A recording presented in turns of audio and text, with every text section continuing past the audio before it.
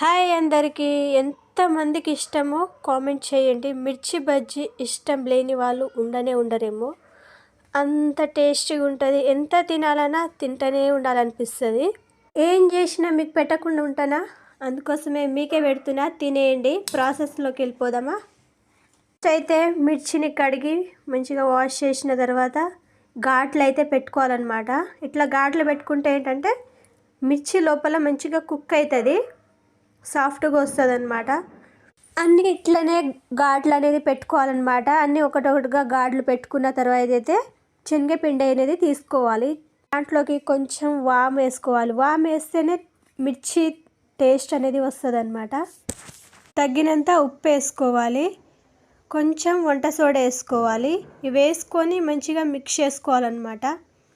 Mix చేసుకుంటే అన్నీ వీటికి పడతాయి కాబట్టి అది మంచిగా మిక్స్ చేసుకోవాలి. దాని తర్వాత కొంచెం అయితే కారం అనేది యాడ్ చేసుకోవాలి. కారం యాడ్ చేసుకొని మంచిగా ఉండలు లేకుండా ఇలా చేయితోటే కలుపుకోవాలన్నమాట.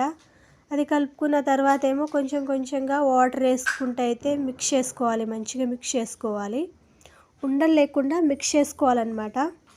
ఇంకో వేళ్ళకి పెట్టుకుంటే ఇట్లా జారిపోవద్దన్నమాట. అట్లయితేనే పిండి మిర్చికి అనేది మంచిగా పడుతుంది. బయట తీసుకొస్తాం కదా, సేమ్ అదే విధంగా అయితే వస్తుంది అనమాట మిర్చి. చూసారు కదా, అన్నీ ఇలా అయితే ఒకటొకటిగా వేసుకోవాలి. నా హస్బెండ్ ఏమో నీకు మిర్చి రాదు, నీకేం రాదు అని చెప్తూ ఉంటాడు. ఇలా కాదు ఇలా చేయాలని ప్రతి దానికి వంకలు పెడుతూ ఉంటాడు అనమాట.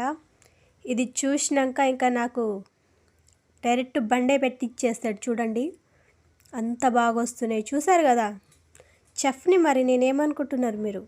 నిజం అనుకున్నారు, నేనేదో మాట్లాడుతున్నట్ల టైంపాస్కి.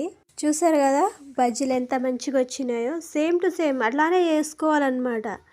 చేసుకుంటూ పోతే అదే వచ్చేస్తుంది.